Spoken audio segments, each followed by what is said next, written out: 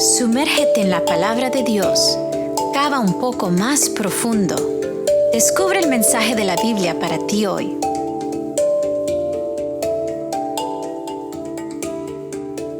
Hola amigos, en esta mañana estoy contento de compartir con ustedes una vez más acerca de la palabra de Dios. El tema de hoy es acerca del poder de la oración y específicamente el interceder unos por otros. Por esto comencemos el estudio de hoy con una oración para que Dios nos dirija al abrir su palabra. Oremos.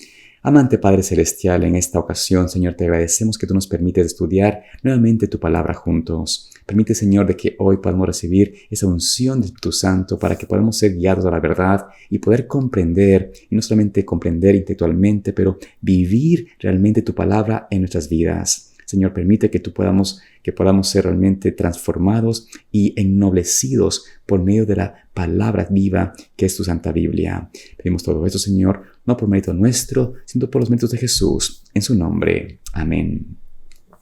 Vamos entonces hoy a comenzar leyendo en el capítulo 5 de Santiago, en el versículo 16, sobre un especial versículo que nos habla del poder de la oración, especialmente el poder de la oración por otros. Dice allí: Por tanto, confiésense unos a otros sus pecados y oren unos por otros de manera que sean sanados. La ferviente oración del justo, obrando eficazmente, puede mucho.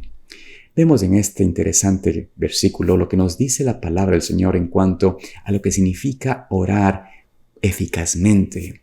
Ahora, esta oración eficaz que puede hacer mucho, que puede realmente sanar, que puede traer redención, salvación y sanidad física inclusive, esto es únicamente posible cuando hay un espíritu de confesión, un espíritu de perdón, un espíritu de realmente procurar restaurar, restablecer y quitar cualquier aspereza, cualquier problema que exista entre hermanos. Esta experiencia de poder tener este amor por nuestros amigos, por nuestros hermanos, nuestros vecinos, por nuestros familiares de nuestra casa, de nuestros hermanos de iglesia, esto es realmente lo que hace cuando una persona está unida a Cristo, está realmente recibiendo de Cristo su justicia.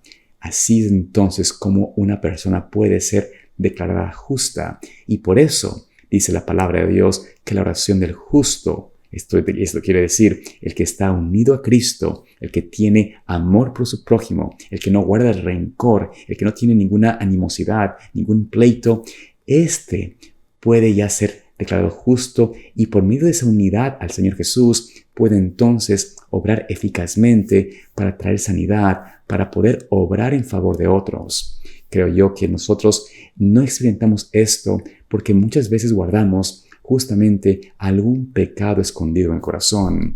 Si queremos realmente entender y experimentar el poder de la oración, tenemos que aprender a tener esa unión con Cristo, a confesar nuestras faltas y tratar de restablecer el amor y la amistad y la paz entre hermanos para que así entonces, unidos a Cristo, podamos orar y pedir al Señor que obre de manera poderosa por su pueblo, por su iglesia, por nuestras familias.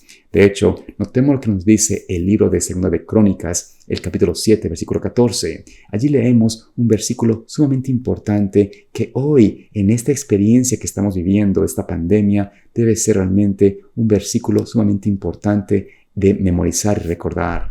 Dice allí: Si se humillare mi pueblo, sobre los cuales mi nombre es invocado, y oraren y buscaren mi rostro, y se convirtieren de sus caminos malos, entonces yo iré desde los cielos y perdonaré sus pecados y sanaré su tierra. Aquí notamos cómo el Señor nos dice de que si nosotros como su pueblo estuviésemos unidos en oración, estuviésemos humillados a Dios, podríamos orar para que el Señor pueda obrar y sanar la tierra. Esto quiere decir de que la respuesta, las llaves para poder salir de esta pandemia, de esta crisis de salud a nivel mundial, realmente estaría o está en las manos del pueblo de Dios. Pero si el pueblo de Dios no entiende lo que significa realmente tener a Cristo en el corazón, no tenemos realmente amor genuino por nuestros prójimos, por nuestros hermanos. No hemos limpiado las asperezas y hecho realmente reconciliación en la familia, en el hogar, en nuestras iglesias. Es imposible entonces que realmente esta oración de poder de Dios, de obrar eficazmente por la salvación, la sanidad de otros, esta oración no va a ser escuchada o contestada porque las condiciones del pueblo de Dios, de nosotros, no son realmente hechas. Así que esto, creo yo, comienza o nos pone en una forma más clara el panorama de por qué la oración muchas veces en nuestras vidas no tiene el poder que debería tener. Nosotros no vemos muchas veces la obra de Cristo en la oración porque nuestra vida en realidad no está sometida a su voluntad, porque todavía venimos a Él y pedimos al Señor en oración conociendo que estamos en abierta rebeldía al Señor, que estamos en una enemistad con alguna persona, que tenemos alguna animosidad, algún rencor contra alguien. Esta experiencia, mis hermanos, no puede ser la nuestra. Debemos aprender a dejar a un lado las cosas que son de mi orgullo, de mi egoísmo y realmente ponerlas a los pies de Cristo para que Él pueda transformar mi vida, convertirlos de corazón y así entonces poder realmente tener el amor de Cristo, ese amor genuino, no fingido, ese amor realmente que quiere pasar por alto las ofensas, lo que sucedió en el pasado y realmente mirar a mi hermano, mirar a mi prójimo con un amor de verdad y perdonarlos para que así estemos en esa armonía, en esa unidad y entonces la oración nuestra puede ser realmente efectiva. Creo yo que esto es sumamente importante y quiero mostrarles en la palabra de Dios, en esta experiencia de lo que hizo en la iglesia primitiva, esa unidad, esta unión entre los hermanos para poder obrar en favor de Cristo y su reino.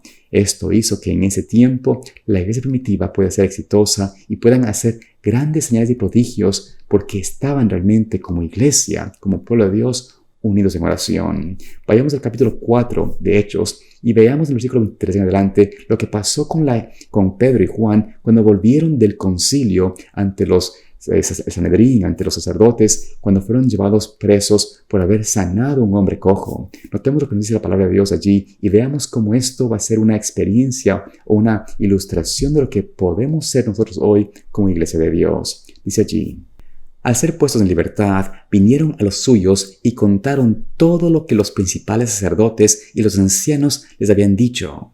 Ellos, al oírlo, alzaron unánimes la voz a Dios y dijeron: Soberano Señor, tú eres el Dios que hiciste el cielo, la tierra, el mar y todo lo que en ellos hay. Que por boca de David, tu siervo, dijiste: ¿por qué se amotinan las gentes y los pueblos piensan cosas vanas? Se reunieron los reyes de la tierra y los príncipes se juntaron en uno contra el Señor y contra su Cristo. Y verdaderamente se unieron en esta ciudad Herodes y Poncio Pilato con los gentiles y el pueblo de Israel contra tu santo Hijo Jesús, a quien ungiste para hacer cuanto tu mano y tu consejo habían antes determinado que sucediera.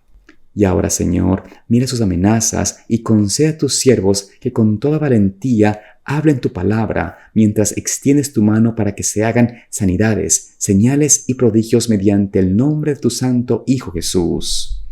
Notamos aquí cómo al escuchar el testimonio de Pedro y Juan, la iglesia unánime se puso en oración y clamó unidos en una misma mente, un mismo sentir, por dirección y por valentía, valor, para que pueda el Señor obrar con poder sobre la vida de las personas, los miembros de iglesia, para que no dejen de predicar el Evangelio, que no se deje de dar esa evidencia al mundo de que Cristo era el Hijo de Dios y de que sus hijos, su pueblo, sus discípulos podían continuar hablando de Cristo sin temor a ninguna represalia. Además de esto, pidieron que se les otorgue el poder, el poder del Espíritu Santo para obrar milagros en sanidad, en salvación y redención por los desfavorecidos. Esta oración hecha por la iglesia, esta oración hecha por ese núcleo de personas que estaban realmente unidas en el Señor,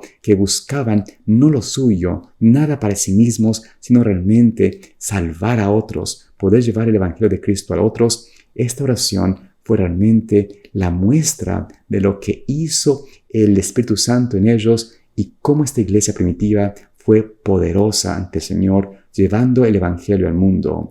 Versículo 31 nos dice lo siguiente: ¿cuál fue el resultado de esa oración que pidieron en ese momento ellos? Dice allí: cuando acabaron de orar, el lugar en donde estaban reunidos tembló y todos fueron llenos del Espíritu Santo y hablaban la palabra de Dios con valentía.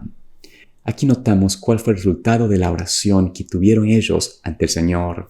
La iglesia entera estuvo en un sitio donde tembló, pero no era un temblor, un terremoto que aterrorizaba. Era un terremoto, un temblor, porque el poder de Dios estaba siendo presente. El Espíritu Santo vino con poder, que vino sobre cada uno de ellos, y ellos fueron llenos del Espíritu Santo y tuvieron la valentía para seguir predicando y hablando de Cristo. Esta experiencia, esta es realmente la meta que nosotros como iglesia deberíamos tener, como miembros primeramente individuales y luego colectivos. Nosotros podemos ser parte de la iglesia triunfante de Cristo, de la iglesia que debe ser llevada y llamada a tener esa reforma, ese arrebatamiento para poder pregonar y predicar por palabra y testimonio la venida de Cristo que está aproximada, y también de lo que significa entender que estamos en un juicio y que el mensaje de advertencia debe ser dado hoy. Esto debe ser realmente la experiencia nuestra, y por eso les decía de que en realidad la manera de llegar a este momento, a esa experiencia, es comenzando con la limpieza de nuestras vidas, pidiendo a Dios que purifique nuestras almas, que transforme nuestros sentimientos, nuestro corazón, a ser un corazón transformado, convertido a la semejanza de Cristo. Que Dios en este día te permita, por su gracia, realmente ser humillado, transformado y convertido. Que podamos nosotros, tú y yo, realmente ser hoy un reflejo de Cristo, para que así, cuando oremos, cuando empecemos a orar en favor de nuestros semejantes, en favor de nuestras comunidades, nuestras iglesias, nuestros países, podamos realmente orar como un hombre justo ante el Señor. Así nuestra oración podrá ser eficaz y podrá hacer mucho bien. Que Dios te bendiga y te guarde. Y aquí nos vemos mañana también para continuación más de la palabra de Dios. Profundizar es una producción de Pathway to Paradise Ministries.